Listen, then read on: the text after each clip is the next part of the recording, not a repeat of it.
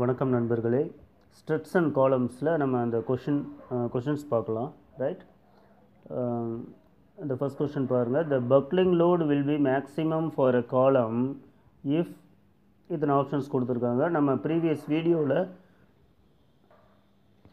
அந்த ஃபஸ்ட்டு வீடியோவில் நம்ம Euler's formula for buckling load அதில் வந்து அந்த 4 கண்டிஷன் பார்த்தோம் இல்லையா?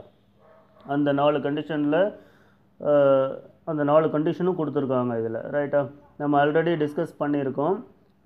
மேக்ஸிமம் பக்லிங் லோடு எதுக்கு இருக்கும் அப்படின்னு சொன்னால் போத் எண்ட்ஸ் ஃபிக்ஸடு, அதுக்கு தான். ஓகேவா, போத் எண்ட்ஸ் ஃபிக்ஸடுக்கு வந்து போத் எண்ட்ஸ் ஹிஞ்சடை விட 4 times அதிகம்னு நம்ம சொல்லியிருந்தோம். ரைட்டா, ஸோ இதுக்கு என்ன ஆன்சர் அப்படின்னு சொன்னால் one end of the column. Okay, both ends of the column are கிளாம்ப்டு. கிளாம்ப்டுனா ஃபிக்ஸடுன்னு அர்த்தம். ரைட்டா, ஸோ இதுக்கு தான் வந்து மேக்ஸிமம் பக்லிங் லோடு தேவைப்படும். ரைட்டா, இதே கொஷின் மினிமம் பக்லிங் லோடு எந்த கண்டிஷனுக்குன்னு கேட்டாங்கன்னா நம்ம மினிமம் பக்லிங் லோடு எதுன்னு பார்த்தோம்?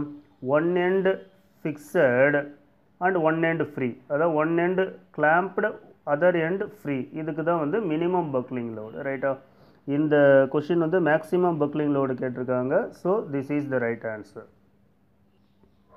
இந்த கேசஸில் பாருங்கள், 2 எண்டுமே ஃபிக்ஸ் ஆகிருந்தால் தான் நம்ம வந்து அதை ஃபெயில்யூர், அதாவது உடைக்கிறதுக்கு நம்ம அதிகமான லோடு தேவைப்படும். ரைட்டா, ஸோ இந்த கேஸ் போத் எண்ட்ஸ் ஃபிக்ஸடு, அதாவது போத் எண்ட்ஸ் கிளாம்ப்டு கேஸில் தான் வந்து உங்களுக்கு buckling load is equal to 4 × π² EI/L² வரும். ரைட்டா, சரி, இதே one end fixed other end free அப்படின்னு சொன்னால் இதுக்கு வந்து எஃபெக்டிவ் லென்த் வந்து 2L ஆகிடுதா? So effective length 2L ஆகிடுது. So P is equal to π² EI/4L². So this is the minimum case. Okay, buckling load ரொம்ப கம்மியாக தேவைப்படும் இந்த கேஸுக்கு. இந்த கேஸுக்கு பக்லிங் லோடு ரொம்ப அதிகமாக தேவைப்படும். ரைட், ஓகே, நம்ம இந்த செகண்ட் வீடியோவில் ரேங்கைன் கார்டன் ஃபார்முலா பார்த்தோம். அதில் கேட்டிருக்காங்க பாருங்க, Rankine garden formula for buckling is valid for long காலமா, ஷார்ட் காலமா, ஷார்ட் அண்ட் லாங் காலமா, வெரி லாங் காலமான்னு கேட்டிருக்காங்க.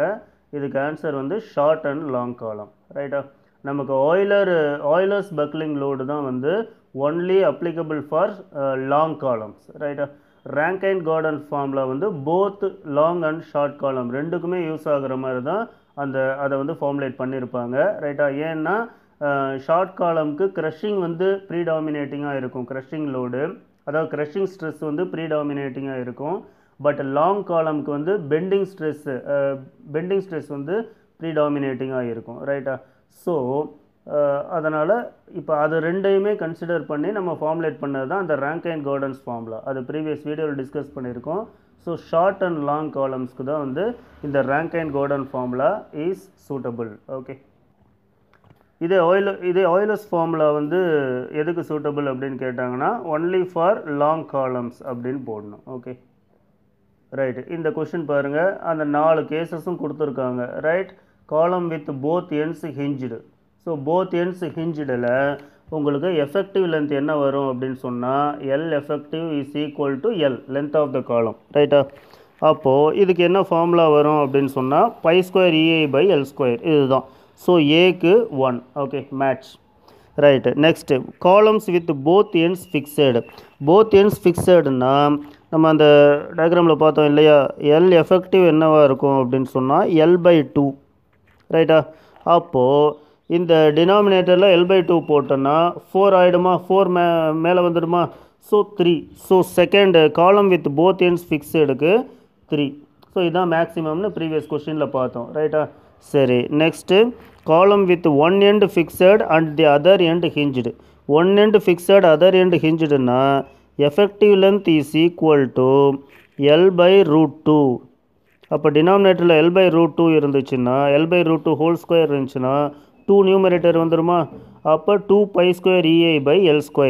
இது சி, இது ஏ, இது பி, இது C. Okay, next column with one end fixed and the other end free. இப்போ அதர் எண்ட் ஃப்ரீயாக இருந்துச்சு அப்படின்னா இந்த கேஸ்க்கு effective length is equal to 2L. அப்போ 2L² வந்து டினாமினேட்டரில் வந்துச்சு அப்படின்னா உங்களுக்கு டினாமினேட்டரில் 4 இருக்குமா, அப்போ இந்த கேஸ் வருமா? So D. So the answer is 1 3 2 4, A1 B3 C2 D4, right. நமக்கு ஜென்ரல் எக்ஸ்பிரஷன் வந்து pi square EI by L effective square. இதுதான் general expression for all cases, ரைட்டா. நமக்கு எஃபெக்டிவ் லென்த் மட்டும் ஒவ்வொரு கேஸ்லேயும் மாறுது, அதை தான் அங்கே பார்த்தோம், ரைட். ஒவ்வொன்றையும் நம்ம சப்ஸ்டியூட் பண்ணி பார்த்து 4 or 2 அந்த கோஎஃபிஷியன்ட்டும் மேலே வருமா கீழே வருமாங்கிறத பார்த்துக்கணும், ரைட். இந்த 7th கொஷின் பாருங்கள்.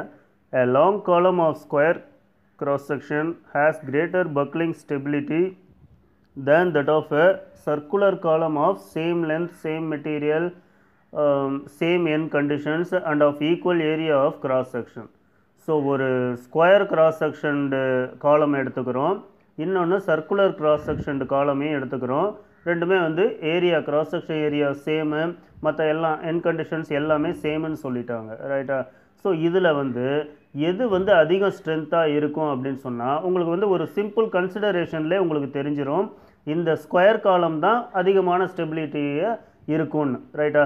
இப்போ நார்மலாக பீம்ஸ் எல்லாம் நம்ம பார்க்கும்போது நிறைய இடங்களில் சர்க்குலர் பீமை ப்ரிஃபர் பண்ண மாட்டாங்க, இந்த square beam box type beam, right, இந்த மாதிரி தான் ப்ரிஃபர் பண்ணுவாங்க. சர்க்குலர் பீமை மோஸ்ட்லி அவாய்ட் பண்ணிடுவாங்க, ரைட். ஏன் அப்படின்னு சொன்னால் இந்த box type beam, square beam, rectangular beam இதுக்கெல்லாம் வந்து கெப்பாசிட்டி, அதாவது லோட் கேரியிங் கெப்பாசிட்டி அதிகம், ரைட்டா. ஏன் அப்படின்னு சொன்னால் அதோட மொமெண்ட் ஆஃப் இனர்ஷியா அதிகம். அதாவது சர்க்குலர் பீமை கம்பேர் பண்ணும்போது ஒரு ஸ்கொயர் பீமுக்கு மொமெண்ட் ஆஃப் இனர்ஷியா அதிகம், ரைட்டா. ஸோ மொமெண்ட் ஆஃப் இனர்ஷியா அதிகமாக இருந்தாவே the load carrying capacity is more அப்படின்னு சொல்லலாம், ரைட்டா. அப்போ இந்த இது பார்த்தீங்க அப்படின்னா a long column of square cross section has greater buckling stability, right. இது கரெக்ட், இந்த அசர்ஷன்கிறது கரெக்ட். அதுக்கு என்ன ரீசன் கொடுத்துருக்காங்க? a column of circular cross section has lower second moment of area, அதான் அந்த moment of inertia, area moment of inertia, ரைட். So circular cross செக்ஷனுக்கு moment of inertia வந்து lower than square column, square cross section அப்படின்னு சொல்லியிருக்காங்க, ரைட்டா.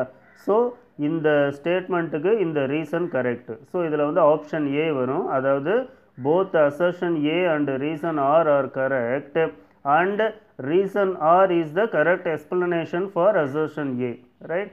இந்த மாதிரி கொஷின்ஸ் மோஸ்ட்லி ஐஏஎஸில் தான் வரும், right.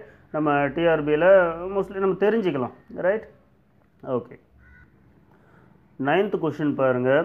The ratio of the compressive critical load for a long column fixed at both the ends and a column with one end fixed and the other end free is என்னன்னு கேட்குறாங்க. உங்களுக்கு காலம் fixed at both ends, fixed at both endsக்கு உங்களுக்கு என்ன formula வந்துச்சு? 4 pi square EI by L square, right. So one end fixed and other free. இதுக்கு என்ன formula வந்துச்சு? 4 pi square EI divided by 4L square, right. நான் உங்களுக்கு already சொன்ன மாதிரி ஜென்ரல் எக்ஸ்பிரஷன் வந்து pi square EI by L effective square, this is the general expression, ரைட்டா. இந்த கேஸ்க்கு உங்களுக்கு L effective வந்து L by 2ன்னு வரும். இந்த கேஸ்க்கு வந்து உங்களுக்கு L effective வந்து 2L அப்படின்னு வரும், ரைட்டா. இதை இதில் அப்ளை பண்ணிங்கன்னா இந்த ஃபார்முலாஸ் வந்துடும், ரைட். இப்போ அவங்க என்ன கேட்குறாங்க? ஃபிக்ஸட் அட் போத் எண்ட்ஸுக்கு இருக்க கிரிப்ளிங் லோடு டிவைடட், அதாவது ratio of this and this கேட்குறாங்க, ரைட்டா. ஸோ என்ன வரும் உங்களுக்கு? P1 is to P2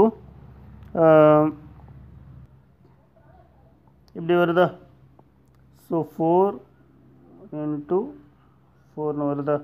that is 16. So 16 is to 1, இதுதான் உங்களுக்கு answer. So this is the answer. இந்த மாதிரி கம்பேரிசன் கொஸ்டின்ஸ் வந்து மோஸ்ட்லி கேட்குறதுக்கு வாய்ப்புகள் இருக்குது, ரைட்டா. இப்போ இந்த 4 கேஸில் இருக்க ஃபார்முலாஸ் எல்லாருக்குமே தெரியும், பட் ஒரு கேஸும் இன்னொரு கேஸும் கம்பேர் பண்ணி அதுக்கும் இதுக்கும் என்ன ரேஷியோ அப்படிங்கிற மாதிரி 2-3 கொஸ்டின் பேப்பர்ஸில் கேட்டிருக்காங்க. Right? Okay, now look at this 10th question. The Euler's crippling load for a 2 meter long slender steel rod of uniform cross section hinged at both ends is 1 kilonewton. Right? இந்த கேஸில் வந்து crippling load வந்து 1 kilonewton கொடுத்துட்டாங்க, அதாவது hinged at both ends. Right? அடுத்து the Euler's crippling load for a 1 meter long steel rod of the same cross section hinged at both ends will be எவ்வளோன்னு கேட்குறாங்க. Right? So இந்த case 1ல் பார்த்தீங்க அப்படின்னா லென்த் வந்து 2 மீட்டர்னு சொல்லியிருக்காங்க, ஹிஞ்சிட் அட் போத் எண்ட்ஸ்னு சொல்லியிருக்காங்க. கேஸ் 2 செகண்ட் கேஸில் பார்த்தீங்க அப்படின்னா லென்த் வந்து 1 மீட்டர் சொல்லிட்டாங்க, இதே கண்டிஷன் தான். Right? ஹிஞ்சிட் at both ends. Okay, சரி. இப்போது இதில் வந்து லென்த் மட்டும்தான் வேறுபடுது, மற்ற எல்லாமே ரிமைனிங் சேம்னு சொல்லிட்டாங்க. ரைட்? இப்போ இதுக்கு என்ன லோடுன்னு கொடுத்துருக்காங்க? P is equal to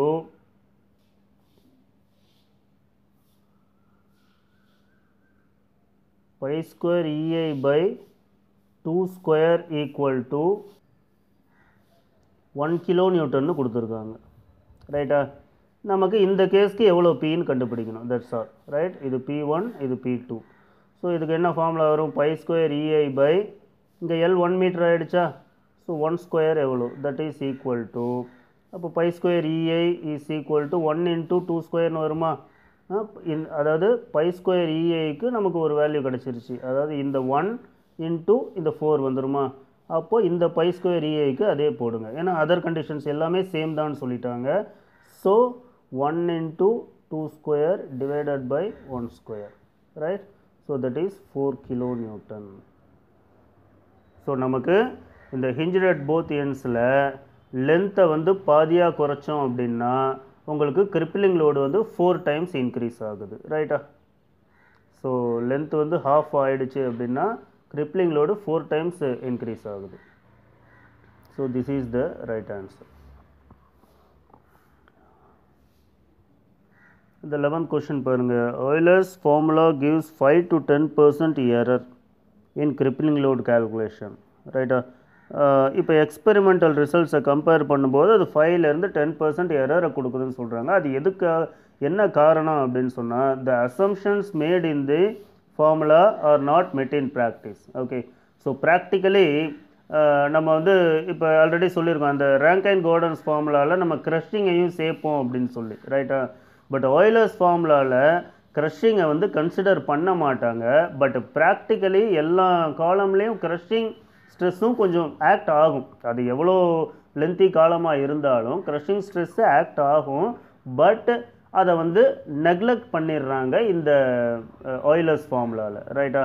so this assumptions not met in practice. So this is the right answer. Okay, நமக்கு Rankine Gordon formula will give accurate results. Okay, right.